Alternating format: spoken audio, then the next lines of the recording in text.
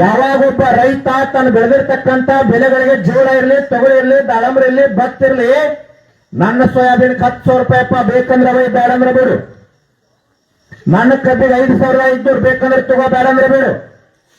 ಒಂದ ನೀರಿನ ಬಾಟ್ಲಿಗಲ್ಲ, ಈ ಮಾಲಿಗೆ 50 ರೂಪಾಯಿ, ನೀರಿನ ಬಾಟ್ಲಿಗೆ 10 ರೂಪಾಯಿ. ಮತ್ ನಮ್ಗೆ ಯಾವಾಗ ರೇಟ್ ಸಿಗೋದು? ನಾವು ಗಟ್ಟಿ ಆಗಬೇಕು, ಸಂಘಟನೆ ಆಗಬೇಕು. ಒಂದು ಮಾತು ನಾನು ಮಾತು ಮುಗಿಸ್ತೀನಿ. ಏನಾಗ್ಯದಂದ್ರ ನಮ್ಮೊಳಗೆ ಕೆಲವು ಕಡೆ ಕಚ್ಚಾಟ ನಡೆದವು. ಎಲೆಕ್ಷನ್ ಬಂತನವ ನಮ್ಮ ಜಾತಿ ಅವ, ನಮ್ಮ ಸೀಮೆ ಅವ, ನಮ್ಮ ಕುಲದವ್ರಿ, ನಮ್ಮ ಸಂಬಂಧಿಕ, ಇದು ಬರಬಾರ್ದು.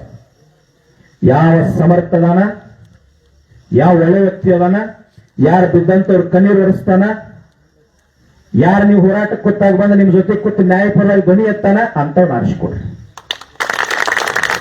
ಅವ್ರು ಯಾವುದೇ ಪಕ್ಷ.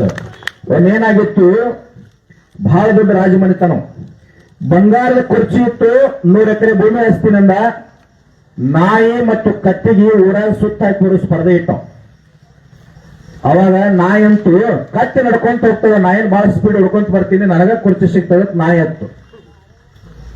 ಅವಾಗ ಕತ್ತಿ ಅಂತೂ ನೋಡು ನೋಡ್ರಿ, ನಾ ಸಮಾಧಾನ ಹೋಗಿ ಬರ್ತೀನಿ. ಕತ್ತಿ ಹೇಳ್ತು, ರಾಜ ಮಹಾರಾಜ ಏನಂದವ, ಯಾರು ಬರ್ತಿರಲ್ಲ ಬಂಗಾರ ಕುರ್ಚಿ ನಿನ್ಗ ಕೊಡ್ತೀನಿ ಮತ್ತು 100 ಎಕರೆ ಭೂಮಿನ ಹಸ್ತಿನಂದ 2 ತುರು ಬಿಟ್ಟ ಕತ್ತಿ ಸಮಾಧಾನ ಹೊಂಡಿತವ್ರು. ಇದು ನಾಯಿ ಓಡಾಕ ಇತ್ತಲ್ಲ, ಇವ್ರು ಒಣಿ ದಾಟತಕ್ಕ ನಾಯಿ ಪಾಸ್ ಆಯ್ತು. ಮುಂದಿನ ಓಣಿಗೆ ಹೋದಾಗ ಆ ನಾಯಿ ಹೆಂಗಿದ್ದು ಬಿಡ್ತಾವ, ಅಲ್ಲಿ 4 ಮಂದಿ ಗಂಟು ಬಿತ್ತು ಇದನ್ನ ಕಡ್ಯಾಕ. ಅದನ್ನ ತಪ್ಸ್ಕೊಂಡು 2ನೇ ಓಣಿಗೆ ಹೋಗುದ್ರಾಗ ಕತ್ತಿ 3ನೇ ಓಣಿ ದಾಟಿ ಬಂದಿತ್ತು. ಅರ್ಥ ಆಗಕತ್ತೈತಿ ಹೇಳುದ? ಸೂಕ್ಷ್ಮ ಇರ್ತಾನೆ, ಬಿಡಿಸಿರಂಗಿಲ್ಲ, ತಿಳ್ಕೊಬೇಕು ನೀವು. ಅದ ಕತ್ತಿ 3-4 ಓಣಿ ದಾಟಿದ್ರ ಕತ್ತಿ ಬಂದು ಬಂಗಾರ ಕುರ್ಚಿ ಮೇಲೆ ಕೂತು ಬಿಟ್ಟಿತ್ತದ.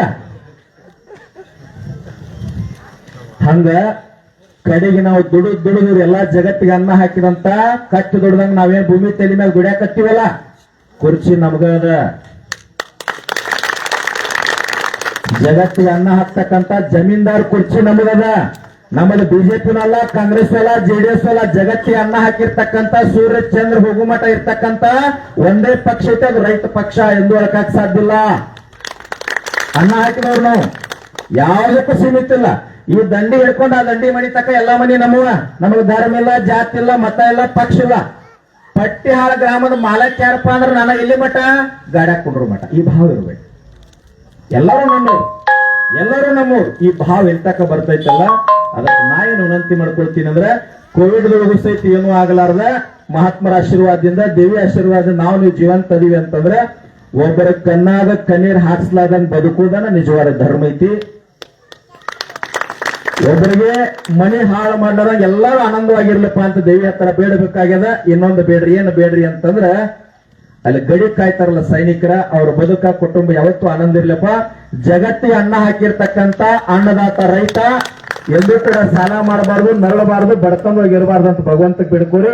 ಇವತ್ತು ಸಂಘಟನೆ ಮಾಡಿ ಸಾರ್ಥಕ ಆಗ್ತದೆ ಅಂತ ಹೇಳಿ 12 ಮಾತುಗಳು ತಪ್ಪಾಗುತ್ತೆ.